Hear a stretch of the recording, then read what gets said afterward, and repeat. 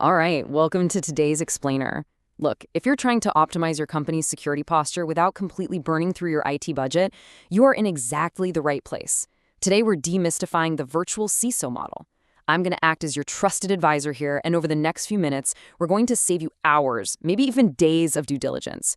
We are digging into a comprehensive 2026 buyer's guide to virtual CISO companies, breaking down exactly what they do, what they actually cost, and who is leading the pack this year. $250,000 to over $600,000. Yeah, you heard that right. That is the total annual compensation cost of hiring an in-house chief information security officer right now. And for most small to mid-market companies, that price point, it simply isn't justifiable. It's a massive barrier to entry for getting true executive-level security leadership. But here's the catch. You still face the exact same compliance and security pressures as the enterprise giants. So, how do you bridge that gap?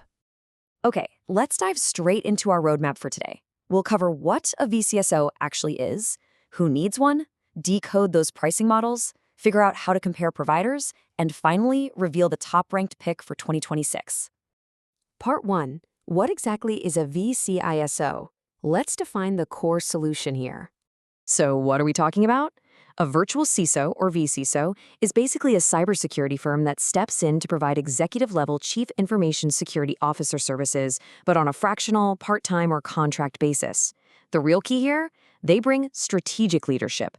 They're the ones building your roadmap, handling risk assessments, owning those compliance audits, and, this is crucial, reporting directly to your board. And the best part? They do all of this for a mere fraction of what a full-time executive hire would cost you. Now, I see a ton of confusion out there in the market between a vCISO and an MSSP, a managed security service provider. This brilliantly illustrates the difference. Think of your vCISO as the architect designing the fortress, right? The MSSP, they're the security guards manning the gates. A vCISO is all about strategy, governance, compliance, and board-level reporting. They lead the business strategy. On the flip side, an MSSP is highly tactical. They're doing the log monitoring, alert triage, the technical defense. They essentially just watch your logs, while the vCISO sets the direction for the whole program. You might actually need both, but trust me, they are absolutely not interchangeable. Moving on to Section 2. Who actually needs virtual leadership? Let's look at the current market context for 2026. We are looking at an absolute perfect storm driving this demand right now. First off, the talent pool is just completely dry. There are something like 3.5 million unfilled cybersecurity jobs globally, so recruiting a CISO is incredibly tough.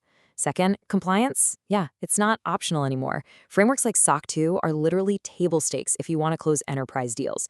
Add to that the intense scrutiny from boards and investors who are asking some really tough governance questions these days. And finally, cyber insurance. Insurers will flat out deny you a policy without documented oversight and risk assessments. You simply cannot fly under the radar anymore, you know? All right, Section 3, vCISO pricing models. Let's decode the actual economics. Now, what's really interesting about this slide is how the industry operates on three flexible models. You've got your monthly retainer, usually sitting between $3,000 and $15,000 a month. That is your go-to for ongoing program management and compliance. Then there's the hourly rate, say $150 to $350 an hour, which is great for occasional advisory work. And finally, project-based pricing. That usually runs from 10 grand to 50 grand plus, and it's perfect for specific initiatives like a heavy compliance prep or a major risk assessment.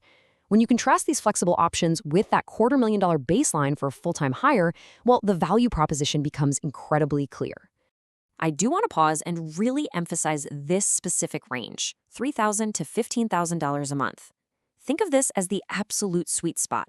If your organization is pursuing ongoing compliance, like a SOC 2 or ISO 27001, and you need continuous executive-level oversight rather than just some one-off project, this monthly retainer is exactly what you should expect to budget for a solid partner. Which brings us to Section 4. How to actually compare providers. This is your insider's toolkit. So, not all vCISO companies are built the same way, right? You're generally looking at four types of providers.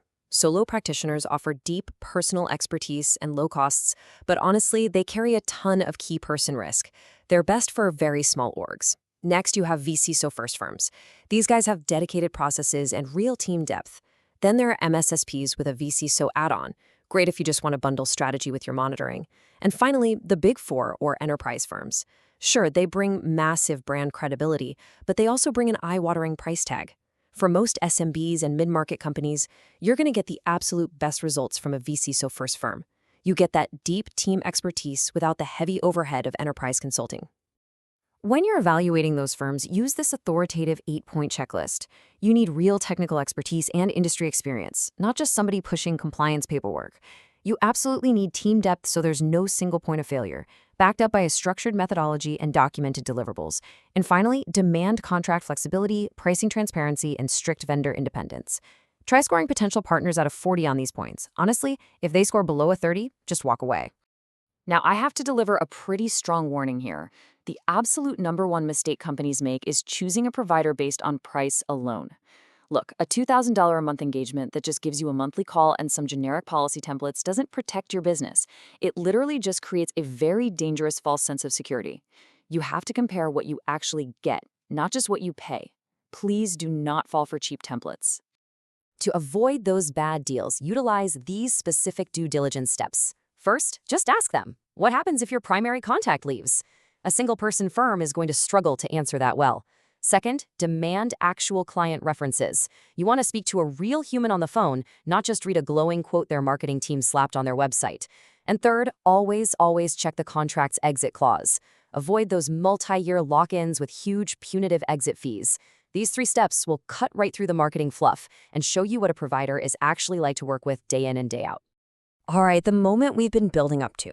Section 5, the top provider for 2026. The landscape out there is vast. The sources for today's explainer rigorously evaluated dozens of firms across pricing transparency, team depth, specialization, and real client outcomes.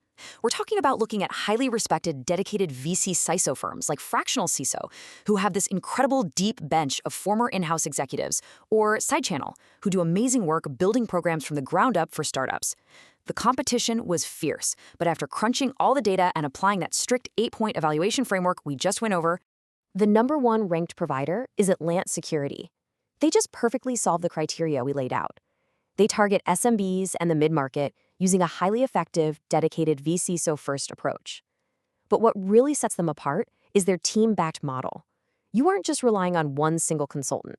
You get an entire team ensuring continuity and bringing diverse expertise to the table. Their approach is business first and strictly vendor neutral, meaning no kickbacks, just recommendations tailored to your actual risk profile. And crucially, they offer flexible, month-to-month terms with absolutely no long-term lock-ins. That is a massive differentiator in this market and shows immense confidence in their ability to deliver real value every single month. So I want to leave you with this final provocative thought to chew on. Look at your organization right now. Is your security strategy actually leading the business, enabling growth, and satisfying that intense board-level scrutiny? Or is your current setup just kind of watching the logs and hoping for the best? If it's the latter, it is definitely time to seek out a true strategic partner. Thanks for joining me for this explainer. And hey, here's to making some smart strategic security decisions in 2026.